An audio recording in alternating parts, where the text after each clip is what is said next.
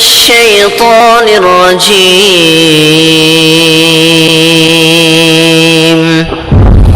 بسم الله الرحمن الرحيم. اقرأ باسم ربك الذي خلق. وإلهكم إله واحد. تم سب کا معبود ایک معبود. پوری انسانیت کا، پورے عالم انس و جن کا، عالم ملائکہ کا، جتنے مکلفین ہیں اور جتنی مخلوقات جو اپنے اپنے انداز سے اللہ رب العالمین کی تسبیح اور تحریف بیان کرتی ہیں، سب کا مستحق، سب کا معبود حقیقی ایک اللہ ہے.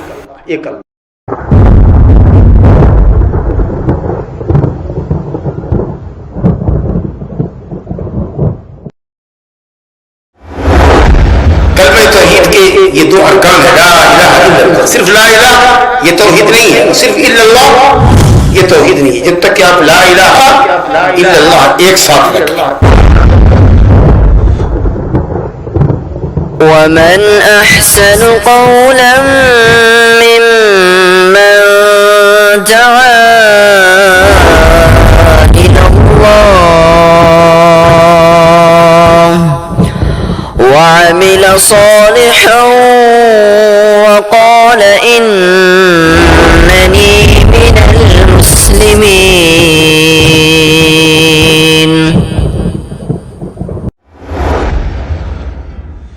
اعوذ باللہ من الشیطان الرجیم. یوم تجد کل نفس ما عملت من خیر محضرا وما عملت من سوء تود لو ان بینها وبینه امدا بعیدا ويحذركم الله نفسه والله رؤوف بالعباد. قل إن كنتم تحبون الله فاتبعوني يحببكم الله ويغفر لكم ذنوبكم والله غفور رحيم. قل أطيعوا الله والرسول فإن تولوا فإن الله لا يحب الكافرين. سورہ آل عمران سے 3 آیات آپ کے سامنے پڑھی گئی. انشاءاللہ تعالیٰ درس آج نہیں تینوں آیتوں پر ہوگا. اللہ تعالیٰ فرماتا ہے یوم تجد کل نفس ما عملت من خیر محضرا. یوم ظرف ہے، ظرف زمان ہے، وقت کو بتاتا ہے. یوم آج یا اس دن یا کسی دن، اس کو ظرف زمان کہتے ہیں. جو چیز جگہ کو بتائے اس کو ظرف مکان کہتے ہیں. تو یوم اس دن، یعنی اے نبی اس دن کا لوگوں سے ذکر کیجئے یا لوگوں کو اس دن کی یاد دلا دیجئے. اس دن کی یاد دلا دیجئے لوگوں کو جس دن ہر نفس نے جو کچھ کیا ہوگا، اس کو ہر نفس نے جو کچھ بھی کیا ہوگا خیر، وہ اس کو اپنے سامنے موجود پائے گا. اس دن کی یاد دلا دیجئے جس دن ہر نفس نے جو خیر کیا ہوگا اس کو وہ حاضر پائے گا. مراد قیامت کا دن. کل نفس سے مراد، ہر نفس سے مراد جن و انس. مکلف جو اللہ سبحانہ و تعالیٰ کی عبادت کے پابند کیے گئے وہ مراد ہے. نفس مکلفہ جس کو اللہ رب العالمین نے مکلف کیا ہے، یعنی اپنی شریعت کا پابند کیا ہے. ایسے تمام مرد و زن، خواہ انسانوں میں سے ہوں یا جنوں میں سے ہوں، تو جنہوں نے نیکی کی ہوگی وہ سب اپنے سامنے نیکی کو موجود پائیں گے. اگر یہ کہیں حاضر پائیں گے تو اس کا مطلب یہ ہے کہ نیکیاں ان کے سامنے لا کر رکھ دی جائیں گی. اس سے مطلب سمجھ میں آیا؟ نیکیاں جو ہم کرتے ہیں وہ معنوی شے ہوتی ہے، کرتے ہیں ختم ہو جاتی ہے. ایک ایکشن کا نام ہے نماز. قیام کیا، رکوع کیا، سجدہ کیا، تحیات کیا. کوئی سامان نہیں ہے، کوئی گٹھڑی نہیں ہے کہ اس کو سامنے کر دیا جائے گا یہ لو تمہاری نماز کی گٹھڑی. یہ شکل ہے جو آدمی کرتا ہے، اس کو معنوی شے کہتے ہیں. یہ اعراض ہے، وجود میں آیا ختم. جوہر نہیں ہے، کوئی ایسی چیز نہیں ہے، ٹیبل کرسی نہیں ہے کہ اس کو جا کر کے وزن کرتا. لیکن اللہ تعالیٰ اس بات پر قادر ہے نا کہ اس کو جوہر بنا دے، جسم عطا کر دے. تو آپ کے عملوں کو اللہ رب العالمین جسم بنا دے گا، گناہوں کو بھی جسم بنا دے گا، نیکیوں کو بھی جسم بنا دے گا۔ نیکی کا پلڑا میں نیکیاں ڈالے گا، بدی کا پلڑا میں برائیاں ڈالے گا، بدی کے پلڑے میں، سمجھا کہ نہیں؟ ایک پلڑے میں نیکیاں ڈالے گا، ایک پلڑے میں نیکی ڈالے گا، ایک پلڑے میں بدی ڈالے گا، توڑ دے گا اس کو۔ تو نیکیوں کو اور بدیوں کو جسم کی شکل بنا دے گا۔ یا یہ مطلب ہے کہ میزان عدل کے اندر نیکیوں کے رجسٹر اور بدیوں کے رجسٹر، جو رجسٹر تیار ہو رہا ہے کرام کاتبین کے ذریعے، دونوں پلڑے میں نیکیوں اور بدیوں کے رجسٹر تول دیے جائیں گے۔ یہ بھی ہو سکتا ہے کہ ایک پلڑے میں نیکی کرنے والا اور دوسرے پلڑے میں بدی کرنے والا وہ تول دیا جائے، سمجھا؟ کوئی سا بھی معنی مراد دیا جا سکتا ہے اور سب کی دلیلیں موجود ہیں۔ تو حاضر کیے جانے کا مطلب کہ نیکیاں حاضر کی جائیں گے، تو کہ نیکیوں کو اللہ تعالیٰ جسم کی شکل دے گا، اور یہ کوئی مستحیل چیز نہیں ہے۔ آج کل تو لوگ حرارت اور برودت کو ناپ لیتے ہیں، جی کتنے ڈگری گرمی ہے باہر آ رہا ہے، کتنی ڈگری سردی ہے وہ آ رہا ہے، جی ہوا کتنی رفتار سے چل رہی ہے، بارش کتنی تیز ہو رہی ہے، سب کو آپ بیرو میٹر سے جانچ لیتے ہیں، جی تو ویسے بھی وزن ہو جا رہا ہے، جیسے پیمائش ہو رہی ہے، ناپ ہو رہی ہے گرمی اور سردی کی، اسی طریقے سے اعمال کی ناپ ہو جائے گی، تول ہو جائے گی۔ لیکن چلیے اللہ اس کو جسم کی شکل میں سامنے کر دے گا، نیکیوں کو آپ کے حاضر کر دے گا۔ لیکن الحمدللہ نیکی کرنے والوں کے گناہوں کو اور بدیوں کو اللہ حاضر نہیں کرے گا، اس کا بندے بغیر حاضر کیے ہوئے اقرار کر لیں گے، ادھر کان میں اللہ تعالیٰ اس کی طرف خلوت کرے گا، کہا تو نے فلاں دن ایسا کیا تھا، فلاں دن ایسا کیا تھا، فلاں دن ایسا کیا تھا، فلاں دن ایسا، ہاں اللہ میں نے کیا تھا، میں نے کیا تھا، تو میں نے تمہارے عیوب پر پردہ دے دیا تھا، کسی کو مطلع نہیں کیا میں نے، جی اللہ، تو جا آج بھی میں تیرے گناہوں پر پردہ کر دیتا ہوں، تمہارے گناہ لوگوں کے سامنے رکھ کر لا کر کے تم کو رسوا نہیں کرنا چاہتا، جا پوچھ دیا۔ یہ اللہ کا فضل عظیم دیکھیے مومنوں کے ساتھ، موحدین کے ساتھ۔ اللہ کہتا ہے نیکی کرنے والے کی نیکیوں کو حاضر کریں گے، گویا نیکی کرنے والوں کی بدیوں کو اللہ حاضر نہیں کرے گا۔ وما عملت من سوء، اور جن لوگوں نے بدی کی ہوگی ان کی بدیوں کو حاضر کر دیں گے، کیونکہ جب انہوں نے دنیا میں اللہ رب العالمین کی غیرت کا اور عزت کا تعظیم کا خیال نہیں کیا، تو ہم ان کو، اللہ کہتا ہے کہ قیامت کے ان کی بدیوں کو حاضر کر کے ان کو دنیا کے سامنے رسوا کریں گے، آخرت کے تمام لوگوں کے سامنے رسوا کریں گے۔ اب آپ غور کیجئے کہ کوئی بھی انسان کتنا ہی گنہگار کیوں نہ ہو، معصیت میں ہو، اور اس معصیت کا چھوڑنا انسان کے نفس پر کتنا مشکل کیوں نہ ہو، اب آپ بتائیے کہ دنیا میں اس کا چھوڑنا، اس سے بعد رہنا زیادہ آسان ہے، یا قیامت کے دن اولین و آخرین کی موجودگی میں شدائد اور مشکلات کو جھیلنا اور اول آخر انسانوں اور جنوں کے سامنے اپنی ذلت کا تماشا دیکھنا، یہ آسان ہوگا انسان کے لیے؟ بہت آسان ہے کہ آدمی دنیا میں بری شہوت کو، بری عادات کو، بری لذات کو چھوڑ دے، تاکہ کل قیامت کے دن وہ رسوا نہ ہو۔ ربنا ولا تخزنا یوم القیامہ، اے اللہ ہم میں سے کسی کو قیامت کے دن رسوا مت کر دے۔ اس دن کی رسوائی بہت بڑی رسوائی ہے، بہت بری رسوائی ہے۔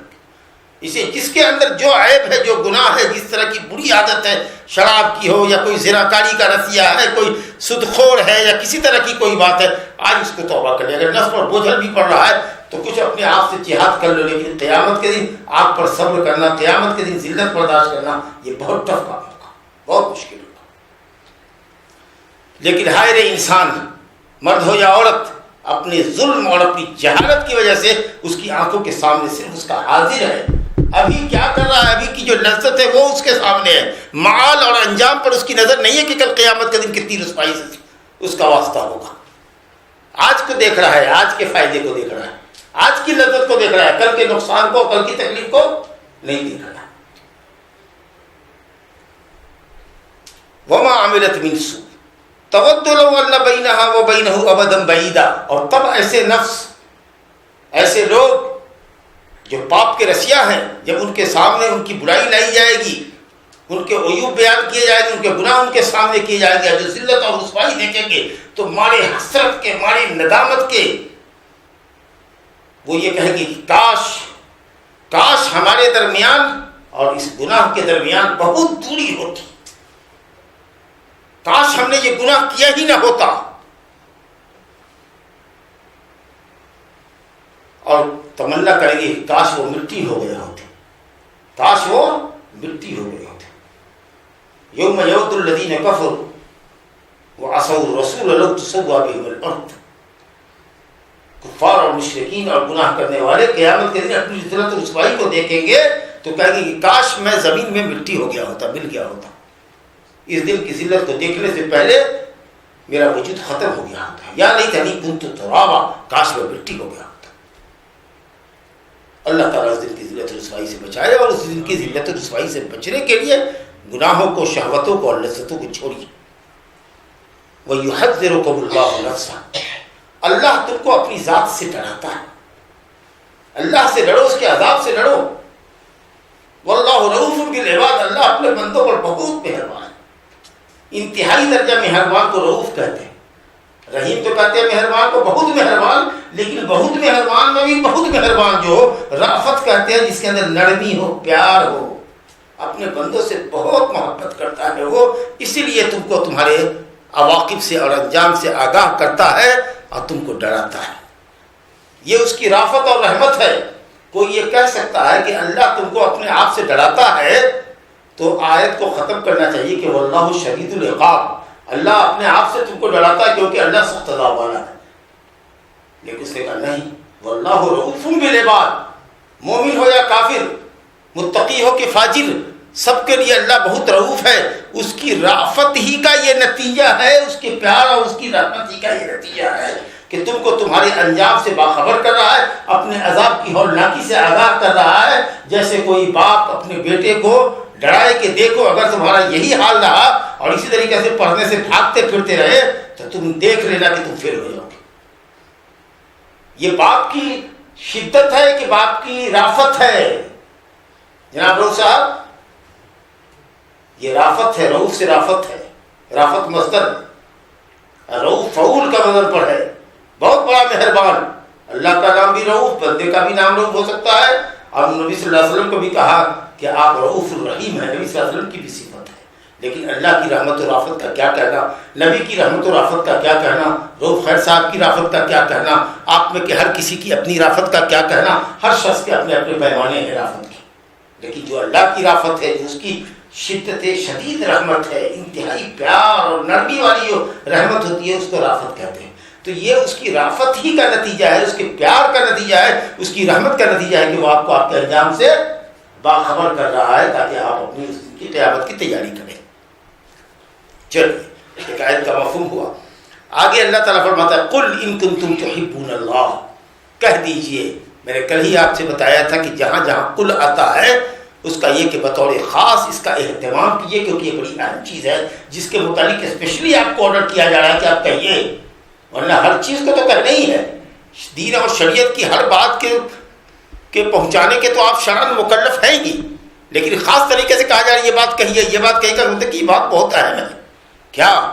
ان کنتم تحبون اللہ، اگر تم لوگ اللہ سے محبت کرتے ہو۔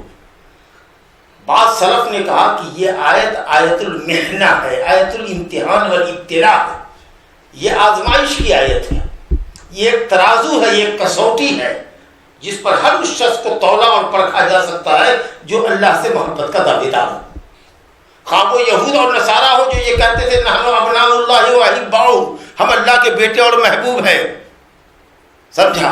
یا منافقین ہو جو کہتے تھے کہ ہمیں بہت زیادہ نبی سے محبت ہے، یا وہ قبر پرست بدعتی ہو، رات دن نئی نئی بدعت کرنے والے لوگ جو جھوم جھوم کر کے درود پڑھتے ہیں جی، اور قرآن مجید کی آیات کے اوپر وہ بل کھاتے ہیں اور ان کے کاکل و دستار ہلتے ہیں، سمجھنے سے تو عاجز ہے، قاصر ہے جی، لیکن اجتماعی قرآن پڑھنا اور اس کے اوپر سبحان اللہ اور اس کے بعد گردن ہلانا اور جھومنے والے جو لوگ ہیں جو دعویٰ کرتے ہیں عاشقان رسول ہونے کا کہ ہم ہی عاشق رسول ہیں، ان کے لیے یہ کسوٹی ہے، تاکہ کہیے ان تمام لوگوں سے جن کو دعویٰ ہے اللہ کی محبت کا، یہ محبت ایسی چیز ہے کہ اس میں دعویٰ زیادہ چلتا ہے، سمجھا؟ ہر کوئی محبت کا دعوے دار ہے، کوئی نہیں کہہ رہا کہ ہم کو اللہ سے محبت کم ہے، تم سے زیادہ ہم کرتے، تم سے زیادہ ہم کرتے. جی محبت پہ دعوے زیادہ چلتے ہیں، لیکن وہ ایسا ہے اور ہے بھی وہ قلبی چیز. محبت ہے بھی قلبی چیز، لیکن اللہ نے اور اس کی ظاہری کچھ علامت بھی رکھی ہے کہ جس سے آدمی دل سے پیار کرتا ہے، اس کا ذکر بھی زیادہ کرتا ہے، اس کی باتیں بھی زیادہ مانتا ہے. لو کان حبک صادقا لاطعته ان المحب لمن يحب يطيع. کہتے ہیں کہ اگر تمہاری محبت کسی محبوب سے سچی ہوگی تو تم اس کی اطاعت کرو گے. اللہ سے محبت سچی ہوگی تو اللہ کی بات مانو گے، کیونکہ محبت کرنے والا اپنے محبوب کی ہر بات مانتا ہے. یہی سے ظاہری علامت ہے جس سے آدمی پہچان لیا جاتا ہے کہ محبت کا دعویٰ سچا ہے یا جھوٹا. تو اللہ نے فرمایا کہ ان تمام لوگوں سے کہیے جو مدعیان محبت الہی ہے، اللہ سے محبت کے دعوے دار ہے، رسول سے محبت کے دعوے دار ہے، کہیے کہ زبانی جمع خرچ نہیں چلے گا، صرف دعوے سے کام نہیں چلے گا. مدعی پر گواہی ہوتی ہے، دلیل ہوتی ہے. البینۃ علی المدعی، مدعی کے اوپر دلیل پیش کرنا لازمی ہے. تو دلیل اللہ نے کہا کہ دلیل یہ ہے کہ آپ کہیے فاتبعونی، میری پیروی کرو. رسول اللہ صلی اللہ علیہ وسلم کی پیروی اللہ سے محبت کی دلیل ہوئی. تو خود رسول اللہ صلی اللہ علیہ وسلم کی پیروی رسول اللہ سے محبت کی کتنی بڑی دلیل ہوگی. نبی کی پیروی کو اللہ نے اپنے محبت کی دلیل بنائی، تو نبی کی پیروی کرنا خود نبی سے محبت کی بہت بڑی دلیل ہوگی. جی کہیے کہ وہ آپ کی پیروی کریں، کیونکہ رسول کی پیروی اللہ کے حکم سے ہی کی جاتی ہے. رسول کی پیروی شریعت کے معاملے میں ہم اللہ کے حکم سے کرتے ہیں، کیونکہ ہمارے اللہ نے یہ تو فرمایا اطیعوا اللہ و اطیعوا الرسول.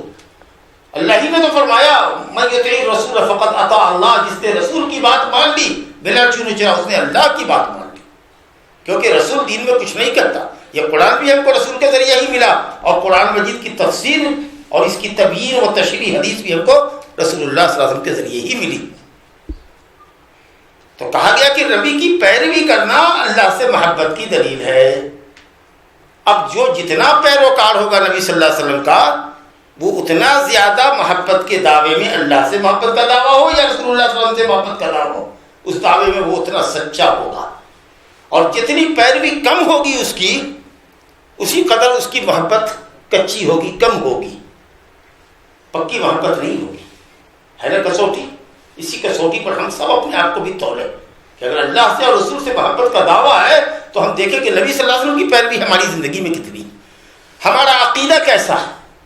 عقیدے میں ہم نبی صلی اللہ علیہ وسلم کے پیروکار ہیں کہ نہیں ہیں، کہ اللہ کی صفتوں کو ہم اللہ کی صفتوں کی تحریف کر دیتے ہیں.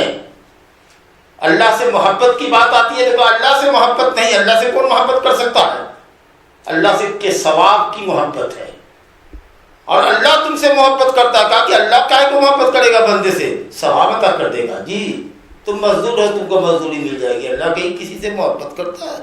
قرآن مجید میں اللہ یحب التوابین یحب المتطہرین. جی اللہ کا محبت کے لفظ سے قرآن بھرا پڑا ہوا ہے، سمجھا کہ نہیں؟ لیکن تعبیر اور تحریف کرنے والے کہتے ہیں کہ محبت بندے اور رب میں نہیں ہو سکتی. محبت تو ہم جنس میں ہوتی ہے، انسان میں ہوگی، جن سے بھی محبت نہیں ہوگی. مرد میں محبت ہوگی، عورت میں محبت ہوگی، مرد عورت میں محبت ہوگی. اللہ اور بندے میں کیسی محبت ہوتی؟ بیوقوفوں کو سمجھائیے کہ تم کو تمہارے کپڑے سے محبت ہے، ہاں. گھر سے محبت ہے، ہاں بہت اچھا گھر ہے ہمارا، محبت ہے. کہا اچھا اپنی کار سے تم کو محبت ہے؟ کہا کہ ہاں. تو یہ تمہارے جنس کی کہاں ہے؟ تمہاری کار انسان کہاں ہے؟ مکان انسان کہاں ہے؟ تو تم کو کار سے محبت ہے، مکان سے محبت ہے، لباس پوشاک سے محبت ہے، مگر اللہ سے محبت نہیں ہو سکتی. یہ کون سا فارمولہ ہے کہ محبت دو متلائمین کے درمیان ہی ہوگی جو دونوں ایک جیسے ہوں گے؟ تو کار اور ہم ایک جیسے تو نہیں ہیں، سمجھا؟ کہا نہیں کہ یہ جو لوگ عقل کی باتیں کرتے ہیں حقیقت میں عقل سے پیدا نہیں ہے. کہتے ہیں کہ ہم لوگ عقل والے. جی اسی طریقے سے یہ ہوئی تحریف، آیت کی تحریف کر دیا. جی کسی نے انکار کر دیا صفتوں کا. کوئی ہے کہ اللہ تعالیٰ کی صفتوں کو بندے کی صفت کے مشابہ کر رہا ہے، بندے سے تشبیہ دے رہا ہے، تمثیل دے رہا ہے. یہ عقیدہ نبی صلی اللہ علیہ وسلم کا نہیں ہے. کبھی سنا نبی صلی اللہ علیہ وسلم سے کسی اللہ تعالیٰ کی صفت کی کوئی تعبیر کرتے ہوئے، کوئی معنی بتاتے ہوئے؟ تو اگر آپ کا عقیدہ اشعریوں کے جیسا عقیدہ ہے، آپ اسماء و صفات کی تعبیر کرتے ہیں جی، یا اسماء و صفات کا انکار کرتے ہیں، یا صوفیوں کا طریقہ ہے کہ اسماء و صفات کو اللہ تعالیٰ کی صفتوں کو بندے کی صفتوں کے مشابہ قرار دیتے ہیں، تو آپ کہاں نبی صلی اللہ علیہ وسلم کے عقیدے پر ہیں؟ آپ کا تو عقیدہ ہی گول ہے. تو اللہ سے محبت اور نبی سے محبت کا دعویٰ کیسے ہوگا جی؟ اللہ اللہ اللہ کرنے والے ہو اللہ کو ہر جگہ دیکھنے والے، یہ عقیدہ کہاں ہے؟ آپ کا تو معاملہ ہی ختم ہے. محبت کی کیا بات کرتے ہیں آپ؟ تو محبت ہی نہیں ہے. آپ کے تو اسلام پر بہت بڑا سوالیہ نشان لگا ہوا ہے. نبی صلی اللہ علیہ وسلم کے قول پر عمل ہونا چاہیے، نبی صلی اللہ علیہ وسلم کے فعل پر عمل ہونا چاہیے. کیسی نماز پڑھی آپ نے؟ صلو کما رأیتمونی اصلی، صحیح حدیث کے مطابق پڑھو نماز. روزہ کیسے رکھا؟ زکوٰۃ کتنے مال کی کتنی دی؟ حج کیسے کیا؟ ساری کچھ چیزیں سنت کے اندر واضح. علماء کے اقوال کو سنت کی روشنی میں پڑھو، سنت کو علماء کے اقوال کی روشنی میں مت پڑھو. لوگ سنت کو، حدیثوں کو علماء کے اقوال کی روشنی میں پڑھتے ہیں، اور ہم کہتے ہیں کہ امت کے علماء کے اقوال کو سنت کی روشنی میں پڑھو. جو سنت کے مطابق ہو اس کو لو، نہیں تو کہو قول مجرد ہے، دلیل سے خالی ہے، یا صحیح دلیل نہیں ہے، ضعیف حدیث ہے، اس لیے یہ قول قابل عمل نہیں ہے. بہرحال اللہ فرماتا ہے کہ کہیے کہ اگر تمہیں اللہ سے محبت ہے، اللہ سے محبت کا دعویٰ ہے، تو نبی صلی اللہ علیہ وسلم سے اللہ کہنا کہ آپ کہیے کہ وہ آپ کی پیروی کریں. آپ کی پیروی ہی دلیل ہوگی اللہ کی محبت کی، اور وہ یقیناً آپ کی محبت کی تو بڑھ کے دلیل ہوگی. فاتبعونی، جب یہ پیروی کریں گے آپ اللہ کی رسول کی قول میں، فعل میں، اچھا قول اور فعل کے ساتھ ترک میں بھی جن چیزوں کو نبی صلی اللہ علیہ وسلم نے چھوڑ دیا، ان چیزوں کو چھوڑ کر کے بھی آپ پیروی کریں گے. صرف یہ نہیں کہ جو آپ نے کیا وہ کریں گے، اور جن چیزوں کو آپ نے چھوڑا آپ اس کو پکڑے ہوئے ہیں. جن چیزوں کو چھوڑا ان کو آپ پکڑے ہوئے ہیں. تو جن چیزوں سے نبی صلی اللہ علیہ وسلم نے منع فرمایا ہے، جن چیزوں کو آپ نے چھوڑ دیا ہے، ان چیزوں کا چھوڑنا بھی اطاعت ہے، کیونکہ آپ اللہ کے حکم سے چھوڑ رہے ہیں، نبی کی پیروی میں چھوڑ رہے ہیں اس کو. ہاں لیکن ہاں وہ کام جو نبی صلی اللہ علیہ وسلم کے، یا وہ بات جو نبی صلی اللہ علیہ وسلم کے ساتھ خاص تھی، وہ ان کے ساتھ خاص ہے. اس میں ہم آپ ان کی پیروی نہیں کر سکتے. جیسے ان کے لیے 10-11 بیویوں کا ہونا ہمارے لیے 4 بیویوں سے زیادہ ضرورت نہیں. ان کے لیے صدقہ اور زکوٰۃ کا حرام ہونا جی، جو آپ اور آپ کے اہل بیت ہیں ان کے لیے حرام ہے. ہمارے لیے جو اہل بیت نہیں ہے، محتاج ہیں، ان کے لیے جائز ہے. سمجھا؟ تو کچھ احکام ہیں جو نبی صلی اللہ علیہ وسلم کے ساتھ خاص ہیں. تو ان کے علاوہ جو چیز عام ہے، کامن ہے، نبی صلی اللہ علیہ وسلم ہمارے لیے قدوہ اور نمونہ ہے. لقد کان لکم فی رسول اللہ اسوۃ حسنہ، نبی صلی اللہ علیہ وسلم کی زندگی میں ہمارے لیے بہترین اسوہ اور نمونہ ہے. تو جو کام آپ کے ساتھ خاص نہیں ہے، جو بات آپ کے ساتھ خاص نہیں ہے، وہ پوری امت کے لیے وہ نمونہ ہے. ہم کو آپ کی پیروی کرنی ہے. اس سے کیا ہوگا؟ جب نبی کی پیروی کریں گے تو اللہ اور اس کے رسول کی محبت کا دعویٰ ثابت ہو جائے گا. ٹھیک ہے؟ اور صرف اتنا ہی نہیں، اب بونس پوائنٹ لیجیے.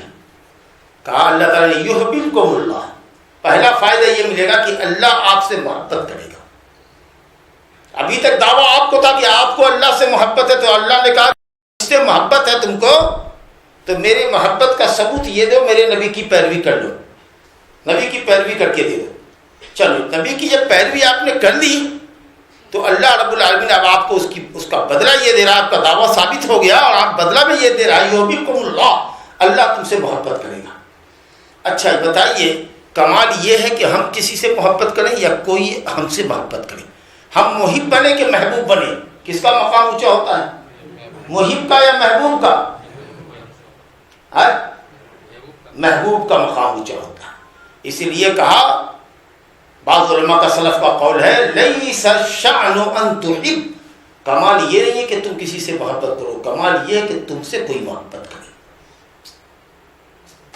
محبوب بننے کی کوشش کرو، اللہ کے محبوب بن جاؤ، اللہ تم سے محبت کرے. اللہ اکبر.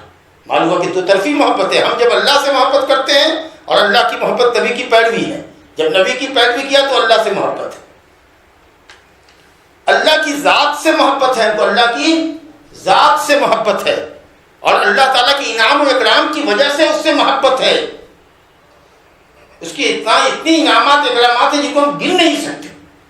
باقی بیوی سے محبت ہے اس کی ذات کی وجہ سے نہیں، اس سے حاصل ہونے والے بینیفٹ سے. جی اولاد سے، کاروبار سے اگر فائدہ نہ ہو آپ کو تو آپ کیا بھی محبت نہیں کر سکتے. لیکن اللہ رب العالمین سے ہم کو محبت ہے اس کی ذات کی وجہ سے اور اس کی انعامات کی وجہ سے. یہی فرق ہے دوسرے کی محبت. کوئی ذاتی وجہ سے محبوب نہیں ہوتا ہے، اپنی خوبیوں کی وجہ سے. کوئی اگر آپ کے سامنے آپ پر احسان کرتا ہے تو آپ کا پیارا محبوب ہوتا ہے، آپ اس کے فالوور ہوتے ہیں. چاہے کوئی اچھا مقرر مولوی ہو، چاہے کوئی اچھا مدرس ہو، چاہے کوئی آپ پر احسان کرنے والا ہو، 10-20-50 ہزار روپیہ آپ کو وقت پہ دے دے، آپ اس سے محبت کریں گے. کھانا لذیذ ہے تو آپ اس سے محبت کریں گے. بیوی کے اخلاق اچھے ہیں تو آپ اس سے محبت کرتے ہیں، ہے کہ نہیں؟ گویے کی آواز اچھی ہوتی ہے تو گانا سننے والے اس سے محبت کرتے ہیں. حسن کے اور جمال کے جو دل دادا ہوتے ہیں وہ حسن و جمال کی وجہ سے اس سے محبت کرتے ہیں. اگر حسن و جمال نہ ہو تو محبت نہیں کریں گے. لیکن دن دیکھے اللہ کو کس قدر بندہ چاہتا ہے کہ اپنی تمام تر محبتوں کو اس پر قربان کرتا ہے. اس کی ذات کی وجہ سے ہم کو محبت ہے. اب پھر اس کے انعامات اور اکرامات کا کیا کرنا جی. تو محبت عبادت ہے، محبت عبادت ہے. اور آپ جب اللہ سے محبت کرتے ہیں، لوگوں نے کہا ثواب کی محبت ہے آپ کو، سمجھا کہ نہیں؟ ہم نے کہا اللہ سے محبت ہے اس لیے اس کے ثواب سے محبت ہے. اللہ سے محبت ہے اور اس کی طرف سے ملنے والے ثواب سے محبت ہے. ہم اللہ سے بھی محبت کرتے ہیں اور ثواب سے بھی محبت کرتے ہیں. صوفی لوگ کہتے ہیں کہ نہیں، محبت الثواب فی التراب، ثواب کی محبت کو مٹی میں دفن کر دو، صرف اللہ سے محبت کرو. جی نبی صلی اللہ علیہ وسلم فرمایا کہ اللہ جنت الفردوس چاہیے، جہنم سے بچائیے. یدعون ربهم خوفا وطمعا، اللہ کے بندے اللہ تعالیٰ کو لالچ سے اور خوف سے پکارتے ہیں. جنت کی لالچ ہے. ربنا آتنا فی الدنیا حسنۃ وفی الآخرۃ حسنۃ، دنیا بھی اچھی ہو آخرت بھی اچھی ہو. ان کو بس صرف اللہ سے محبت ہے، سمجھا؟ اس لیے نماز نہیں پڑھتے ہیں، ٹانگ اٹھا کر کے ناچتے ہیں، ایک ٹانگ کے اوپر ڈانس کرتے ہیں اور کہتے ہیں کہ یہ اللہ تعالیٰ کی بہترین عبادت ہے. استغفر اللہ، سمجھا؟ تو اللہ سے محبت ہے، اللہ کے ثواب سے محبت ہے اور اللہ کی عقاب سے ڈر ہے. اللہ سے ڈر ہے، اس کے عذاب سے ڈر ہے. یہ ڈر تعظیم کی بنیاد پر ہے. وہ کوئی خوفناک نہیں ہے، وہ شیر نہیں ہے، وہ چیتا نہیں ہے کہ ہم کو پھاڑ دے گا. اس کی عظمت کی وجہ سے ہم کو ڈر ہے. جیسے کوئی آدمی اللہ کے لیے کیا مثال دے سکتے ہیں، فلا تضربوا للہ الامثال، لیکن باپ کے سامنے گستاخی نہیں کرتے. کیوں؟ باپ کھا جائے گا، لیکن احترام ہے، تعظیم ہے. تو کہا کہ اللہ تم سے محبت کرے، یہ کمال ہے. ایک طرفہ محبت ہو، ہم کسی سے محبت کریں اور وہ ہم سے محبت نہ کرے، یہ محبت نہیں، یہ عذاب ہے. نہیں، یہ عذاب ہے. حضرت بریرہ اور حضرت مغیث کا قصہ یاد کیجیے، بخاری اور مسلم میں روایت ہے. بریرہ اور مغیث دونوں غلام ہیں، غلام اور لونڈی ہے نا، دونوں میاں بیوی ہیں. حضرت عائشہ صدیقہ رضی اللہ عنہ نے بریرہ کو آزاد کر دیا، خرید لیا ان کے مالکان سے اور آزاد کر دیا. اسلامی قاعدے کے مطابق اگر بیوی جو لونڈی ہے کسی غلام کی زوجیت میں ہے، اگر وہ پہلے آزاد ہو جاتی تو اس کو اپنے شوہر کو رکھنے یا اس کو چھوڑنے کا حق مل جاتا ہے. سمجھا؟ مغیث بریرہ کو پسند نہیں تھا، لیکن چونکہ دونوں لونڈے اور لونڈی، غلام اور لونڈی تھے، اس لیے چھوڑ نہیں سکتی تھی وہ. اب جب کہ پہلے آزاد ہوئی اور اس کو یہ اختیار مل گیا کہ تو اپنے نفس کو پسند کر لے اور شوہر کو کہہ دے گیا تم ہمارے پاس نہیں آتے، سمجھے کہ نہیں، ہمارا تم سے کوئی رشتہ نہیں، توڑ دیا. چلتے چلتے کسی قاضی کے پاس، کسی وکیل کے پاس کہیں جانے کی ضرورت نہیں ہے، بولے جاؤ ہٹو، اور ایک عدت گزار کر کے استبراء رحم کر کے شادی کر لیتی ہوں. کہا ہے مغیث میرے پیچھے مت دوڑو. اب مغیث ہے کہ نہیں بریرہ مجھ کو مت چھوڑو، میں تم سے محبت کرتا ہوں، میں تمہارے بغیر مر جاؤں گا، مت چلو، مت مجھ کو چھوڑ کے جاؤ. نہیں میں تمہیں کچھ نہیں بھاؤ دیتی. اب وہ ہے کہ مدینے کی گلیوں میں بریرہ کے پیچھے پیچھے بھاگ رہا ہے، دوڑ رہا ہے، اور رو رو کر کے اس کا برا حال ہے. داڑھی اس کی طرح ہے، اللہ داڑھی اس کی طرح ہے، لیکن وہ ماننے کو اور تیار نہیں ہے کہ اتنے عذاب میں ہے. نبی صاحب کے پاس آیا کہ یا رسول اللہ میری بریرہ کو سمجھا دیجیے آپ کہ مجھ کو قبول کر لے، مجھ کو یوں چھوڑ کے نہ جائے. ہائے قربان جائیے نبی کریم صلی اللہ علیہ وسلم رحمۃ اللہ علیہ پر. ایک لونڈے کے لیے، غلام کے لیے آپ نے اس کی آزاد شدہ بیوی کو روکا اور سفارش کیا، کہا بڑی ذرا مغیث کی حالت ذات پر دیکھ اور اس کو پلٹا لے۔ عقل مند عورت ہے، کہتی ہے کہ حضور یہ آپ کا حکم ہے، یہ آپ کا حکم ہے جو شریعت کے دائرے میں آتا ہے تو فسمعا وطاعا میں سنتی ہوں اور بجا لاتی ہوں، لیکن اگر یہ آپ کا مشورہ ہے تو مجھے معاف کیجیے گا، اس مرد میں مجھ کو کوئی دلچسپی نہیں ہے۔ آپ نے کہا نہیں یہ میرا مشورہ ہے، تو کہا آخر اس مرد میں میری کوئی دلچسپی نہیں ہے۔ گویا نبی صلی اللہ علیہ وسلم کی سفارش کو اس نے ٹھکرا دیا۔ شریعت کے معاملے میں تو نبی کی اتباع ایسے ہی ہے جیسے اللہ کی پیروی، لیکن اگر نبی صلی اللہ علیہ وسلم دنیاوی امور کے سلسلے میں بھی رائے مشورہ دیں تو دنیا کا سب سے عظیم انسان جس کے رائے مشورے کی قدر کی جانی چاہیے اور جس کے رائے مشورے پر عمل کیا جانا چاہیے وہ نبی کریم صلی اللہ علیہ وسلم کی ذات گرامی، لیکن وہ واجب نہیں ہے ہمارے لیے، شرعی طور پر واجب نہیں ہے، آپ اپنے معاملے کے مختار ہیں، لیکن اگر آپ ریسپیکٹ دیتے ہیں ان کے مشورے کو مانتے ہیں تو ٹھیک، نہیں مانتے ہیں تو بھی ٹھیک، آپ کو کہاں برا لگا؟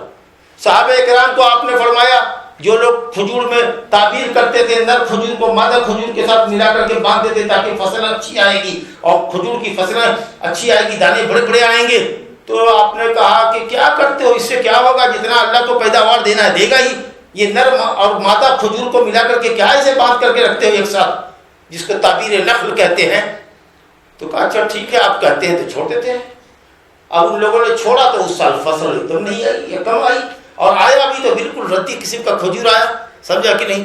کہا یا رسول اللہ آپ کے کہنے پر ایسا کیا تھا یہ ہوا؟ کہا تو میں بشر ہوں نا، میں انسان ہوں نا تمہاری طریقہ سے، میں جب اللہ کی طرف سے کچھ کہوں تم کو تو اس کو مانو، وہ کمپلسری ہے، لیکن جب میں کوئی رائے اور مشورہ دوں دنیا کے معاملات میں تو انتم عالم بامور دنیاکم، انتم عالم منی بامور، تو اپنے دنیا کے معاملے کو تم مجھ سے زیادہ جانتے ہو، کسان تم ہو، کھیتیار تم ہو، باغ لگانے والے تم ہو، تم کو پتا ہے کہ کیسے باغ میں فصل آئے گی، سمجھا کہ کون سا کھاد اس میں چھینٹیں گے، کون سا پانی اس میں کب ڈالیں گے، کیا کریں گے، یہ وہ جانے گا۔ ہم مولوی صاحب کسان آدمی نہیں تو ہم کہاں سے جانیں گے؟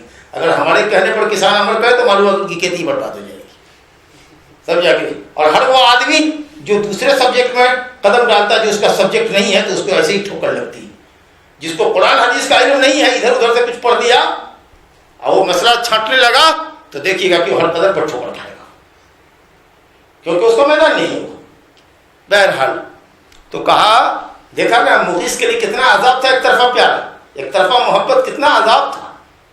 کہا نہیں، دو طرفہ ہونا چاہیے، جس سے آپ محبت کرتے ہیں وہ اس کے آپ محبوب ہو، اب کوشش یہ ہو کہ آپ کی ادا ایسی ہو کہ وہ آپ کو محبوب بنا لے۔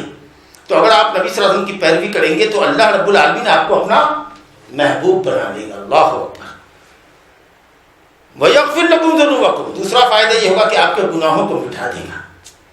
کس وجہ سے؟ نبی کی پیروی کرنے کی وجہ سے، یا گناہوں کے مٹانے کے اسباب کا اختیار کرنا آپ کے لیے آسان کر دے گا، دونوں معنی ہو سکتا ہے۔ نبی صلی اللہ علیہ وسلم کی پیروی کرو گے تو اس پیروی کے طفیل، اس پیروی کے طفیل کہتے وسیلہ نہیں مانتے، وسیلہ مانتے عمل کا، نبی کی محبت کا، نبی کی پیروی کا وسیلہ مانتے ہیں، نبی کی ذات کا وسیلہ نہیں مانتے۔ تاکہ نبی کی محبت، نبی کی پیروی کے طفیل اللہ تعالیٰ تمہارے گناہوں کو مٹا دے گا، یہ دوسرا فائدہ ملے گا تم کو، سمجھا؟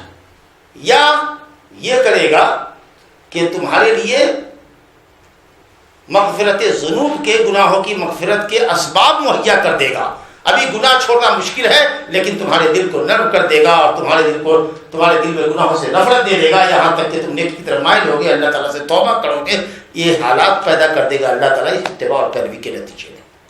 واللہ غفور الرحیم، اور اللہ انتہائی بخشنے والا اور رحم کرنے والا ہے۔ قل اطیعوا اللہ والرسول، کہہ دیجئے نبی لوگوں سے کہیے کہ اللہ کی اطاعت کرو، والرسول، اور رسول کی اطاعت کرو۔ دین اور شریعت کے معاملے میں اطاعت کرنے میں رسول کی اطاعت مستقل ہے۔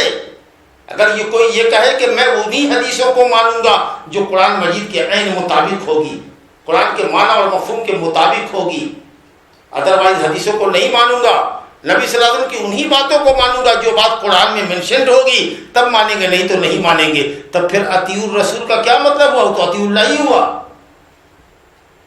ارے آپ کسی کی بات نقل کریں تو آپ ہماری بات مانیں کہ اصل کی بات مانیں؟ اللہ کی بات کے مطابق آپ بولیے گا، جو قرآن میں ٹھیک اس کے مطابق بولیے گا، تو یہ تو اللہ کی اطاعت ہوئی۔ اللہ کہتا ہے ہماری اطاعت مستقل ہے، وَأَطِیعُوا الرَّسُولَ، اور ہمارے رسول کی اطاعت مستقل ہے۔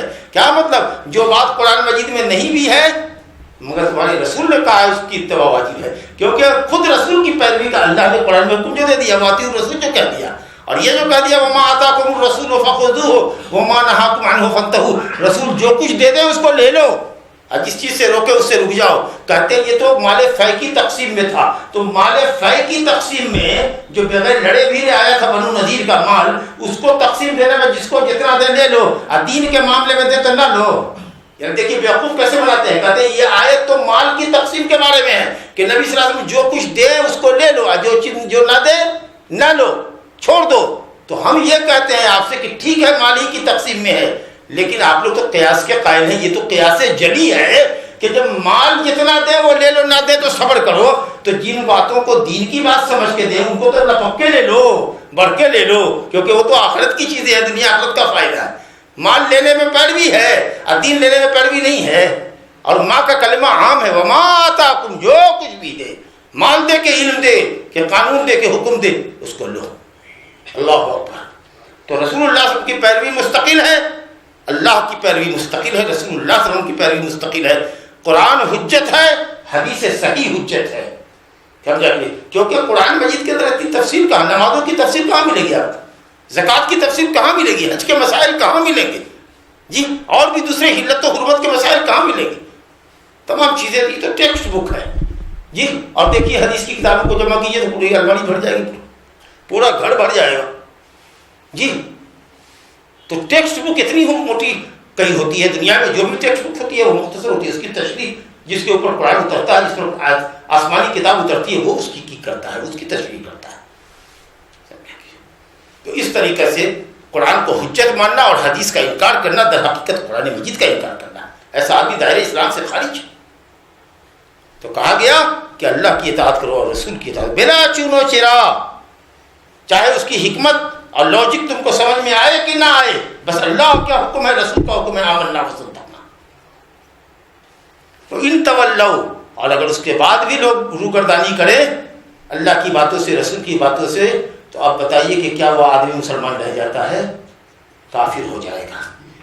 فَإِن تَوَلَّوْا فَإِنَّ اللَّهَ لَا يُحِبُّ الْكَافِرِينَ، اللہ کافروں سے محبت نہیں کرتا ہے، بغض رکھتا ہے، بغض کرتا ہے، عداوت رکھتا ہے، سمجھا، اس پر رحم نہیں فرماتا کافروں کے اوپر، لیکن مومنوں سے اللہ محبت کرتا ہے اور اس کو نوازتا ہے۔ لیکن اگر کچھ لوگ اللہ رسول کی بعض باتوں کو مانتے ہیں لیکن بعض باتوں میں سستی اور کاہلی کی وجہ سے باتیں نہیں مان پاتے، تو ایسے لوگ دائرۂ اسلام سے خارج نہیں ہیں۔ دیکھا جائے گا کہ گناہ کبیرہ کر رہے ہیں، کہ گناہ صغیرہ کر رہے ہیں بڑے متقی پرہیزگار لوگ، لیکن ہم مثال دیتے کسی پر ہم نشانہ اللہ کا فضل نہیں ساتھتے، سمجھا کہ نہیں۔ مان لیجیے کہ صاحب نمازی آدمی لیکن کالا خضاب لگاتے ہیں، داڑھی میں کالا خضاب لگاتے ہیں مثال کے طور پر، حالانکہ ہم جانتے ہیں کہ کالا خضاب لگانا حرام ہے، مگر اللہ رسول کے متبع فرمان ہے کہ اس معاملے میں گڑبڑ ہے۔ بہت سارے لوگ ہیں اللہ رسول کے متبع فرمان ہے، داڑھی کٹواتے ہیں، چھوٹی چھوٹی داڑھیاں رکھتے ہیں، مخالفت ہے لیکن آن دی ہول اللہ رسول کی پیروی کرتے ہیں۔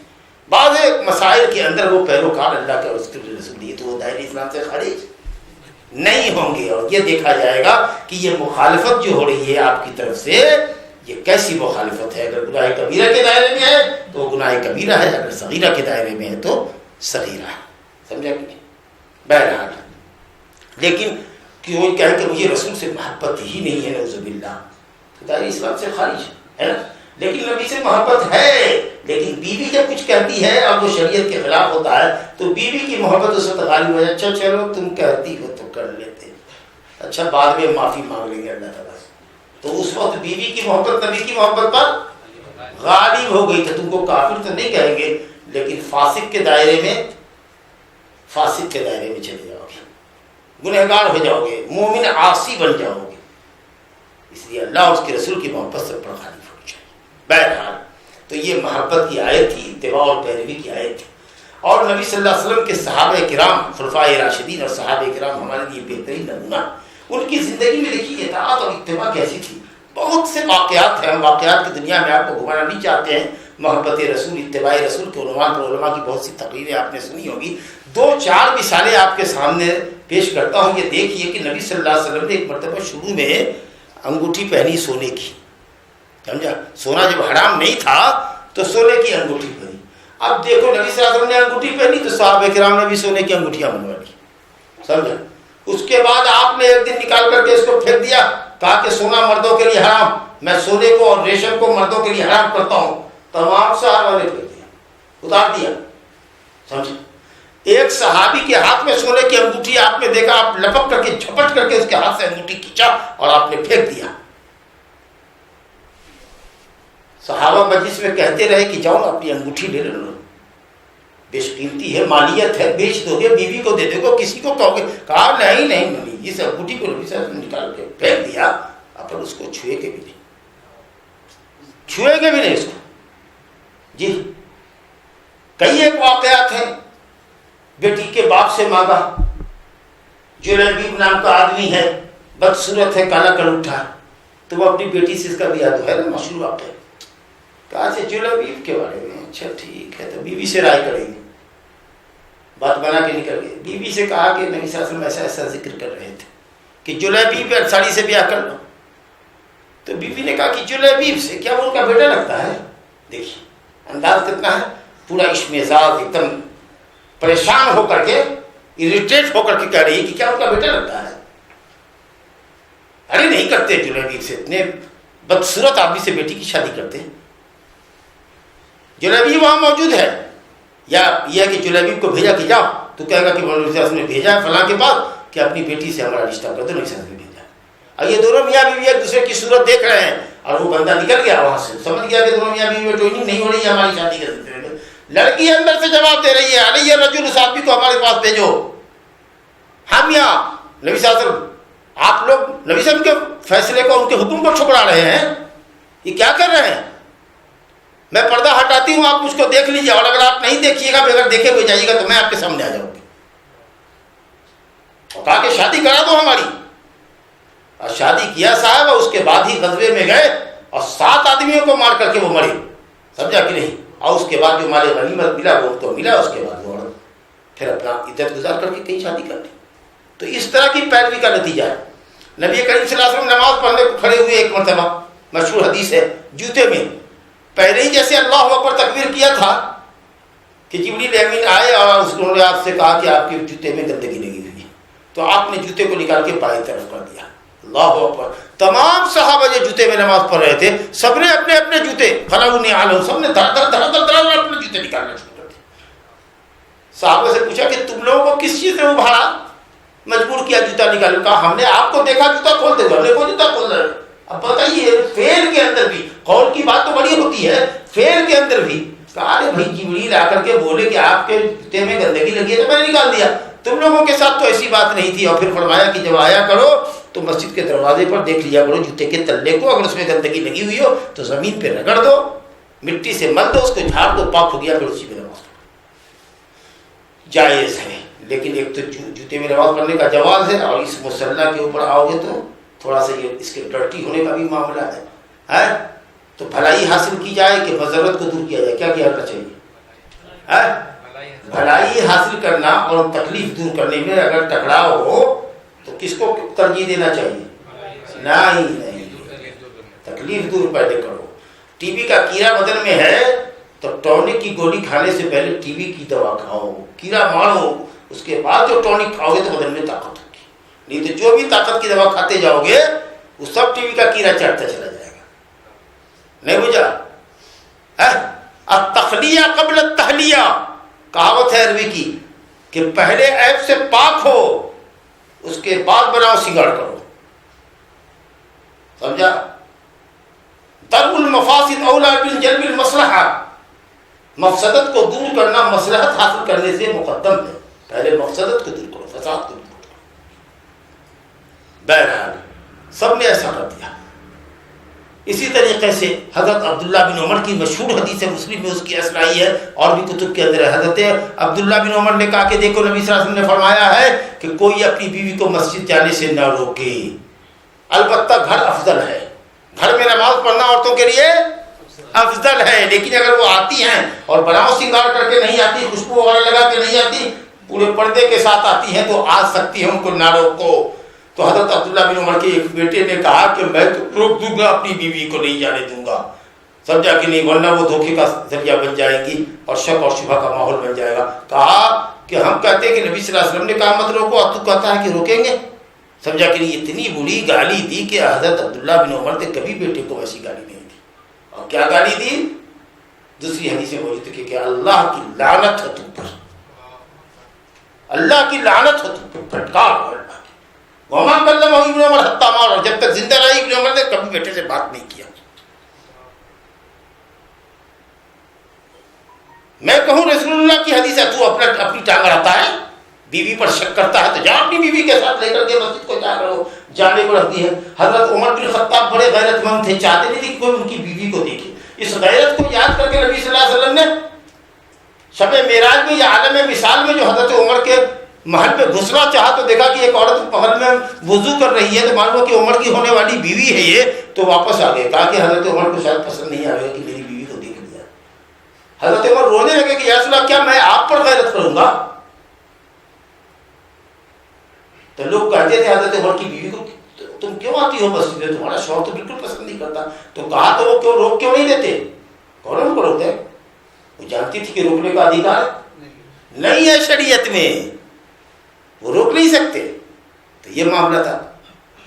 حضرت ابو ہریرہ کی حدیث ہے، مدینہ حرم ہے، ما بین عین الی ثور یا ما بین عین الی کذا، عین سے لے کر کے احد کے پہاڑ کے پیچھے ایک چھوٹا سا پہاڑی ہے، چھوٹی سی پہاڑی ہے، اس کو سور کہتے ہیں، ورنہ سور جبل سور تو مکے میں مشہور ہے، سمجھا۔ اب یہ حرم ہے، اس میں حرم اگر ملے تو حرم کا شکار لوگوں کو مرغوب ہوتا ہے، اللہ گوشت بھی اچھا ہوتا ہے، سمجھا۔ تو کہا کہ میں تو شوقین ہوں بہت حرم کے شکار کا، لیکن اگر میں مدینہ کے حدود حرم کے اندر حرم کو چڑھتا ہوا دیکھوں اور آسانی سے اس کو شکار کر سکتا ہوں تو بھی میں وہاں سے چپکے سے نکل جاؤں گا کہ میری وجہ سے حرم کو پریشانی نہیں ہو، اس کو بھاگنا نہ ہو، وہ خوف محسوس نہ کرے۔ ایک صحابی ہے صاحب بن یزید، انہوں نے دیکھا کہ ایک لڑکا ہے کنکڑی اچھال رہا ہے۔ کہا بیٹا چھوٹی کنکڑیوں سے کھیلنا اور اچھالنا اور کنکڑیاں پھینکنا منع ہے، ہو سکتا ہے کسی کے آنکھ میں لگ جائے، اس کی آنکھ ٹوٹ جائے گی، سمجھا نہیں سر نے منع فرمایا، چلے گئے۔ نوجوان سب تو ہوتے ہیں، بوڑھا کچھ کہہ کے نصیحت چلا جائے، ارے بوڑھا ایسے ہی ٹٹڑاتا ہے، جانے دے اس کو، یہ کرتا رہ گیا۔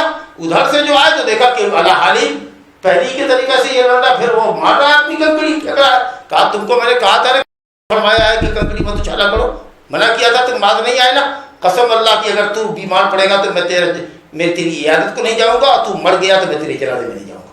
نوٹ کر لی اس کو، یہ تھی غیرت ایمانی۔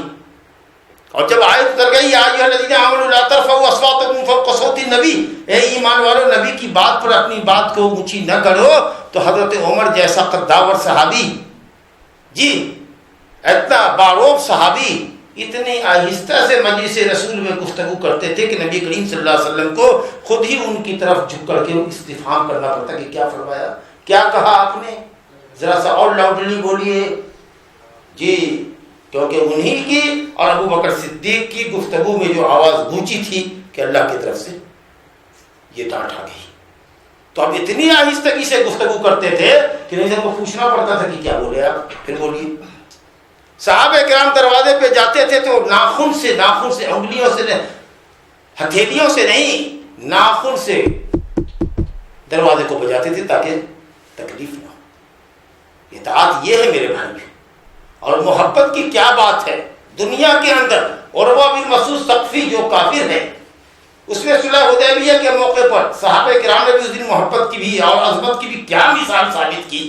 دیکھا کہ مشرکین کے وفود بار بار آ رہے ہیں نبی صلی اللہ علیہ وسلم کے سامنے صلح کی بات کرنے کے لیے، تو انہوں نے اپنی فدائیت یہ دکھائی کہ نبی صلی اللہ علیہ وسلم جب تھوک اور کھنکھار پھینکتے تھے تو اس کو لپک کے صحابی اپنے ہاتھوں میں لے کر مل کر کے کریم کی طریقے سے اپنے چہرے پر اور اپنے جسم پر ملا کرتے تھے۔ اور انہوں نے جا کے کہا کہ قسم اللہ کی ہے مکہ والو، میں بڑے بڑے بادشاہوں کے دربار میں ڈیلیگیٹ بن کر کے گیا ہوں، معزز مہمان بن کر گیا ہوں، کیسر و کسریٰ کے دربار میں گیا ہوں، نجاشی کے دربار میں گیا ہوں، لیکن کہیں کسی درباری کو اپنے بادشاہ کی تعظیم کرتے ہوئے وہ نہیں دیکھا جو ہم نے اصحاب محمد کو غوث اعظم کی تعظیم کرتے ہوئے دیکھا۔ قسم اللہ کی جب وہ بولتا ہے تو سب اس کی آواز پر گوش بڑا آواز ہوتے ہیں، کان لگائے ہوئے ہوتے ہیں۔ جب وہ کسی کو حکم کرتا ہے تو اس کے حکم پر جان دینے کے لیے سب دوڑتے ہیں۔ جب وہ وضو کے لیے پانی مانگے تو لگتا ہے کہ صاحب یہ ہو جائے، سب کون پہلے لائے۔ اور جب ان کے بدن سے اعضائے وضو سے پانی کے قطرات گرتے ہیں تو وضو کو لینے کے لیے، پانی کو لینے کے لیے لگتا ہے ان کے درمیان جنگ ہو جائے گی۔ آپ کوئی آنکھ اٹھا کر کے آپ کو دیکھتا نہیں، اور جب کوئی کھکھاڑا پھینکتے ہیں، تھوک پھینکتے ہیں تو لوگ دوڑ کر کے اس کو اپنے ہاتھ میں لیتا ہے اور اپنے چہرے پر اور جسم پر ملتا ہے۔ یہ عروہ بن مسعود ثقفی کا بیان ہے جو مشرکین کا نمائندہ بن کے آیا تھا اپنے لوگوں کے سامنے کا۔